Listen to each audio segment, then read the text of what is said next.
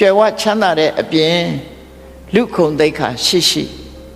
အတိုင်းနဲ့အဝိုင်းနဲ့နေခြင်းနဲ့ဒါလူဆန္ဒပါနော်အတိုင်းဝိုင်းရှိခြင်းဘယ်သူမှပတ်စံချမ်းသာပြီးတကောင်ကျက်နေမှာမဟုတ်ဘူးနော်အတိုင်းနဲ့အဝိုင်းနဲ့မိသားစုနဲ့မိတ်ဆွေအပေါင်းအသင်းတွေနဲ့ဂုဏ်ရှိတည်ရှိအဲ့လိုနေခြင်းနဲ့ဒါဒုတိယဆန္ဒအဲ့ဒီနှစ်ခုပြည့်ပြီလို့ရှိရင်လူရဲ့ဆန္ဒကုံသွားဗလားဆိုတော့မကုံသေးဘူးအဲ့လိုပစ္စည်းဥစ္စာလည်းချမ်းသာတယ်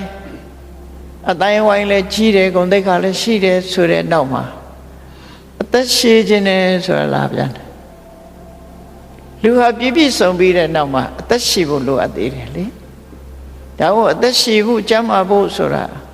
လူတွေရဲ့တတိယမျှော်လင့်ချက်တစ်ခုပဲဒီဘဝမှာဒီမျှော်လင့်ချက်၃ခုဟာလူတိုင်း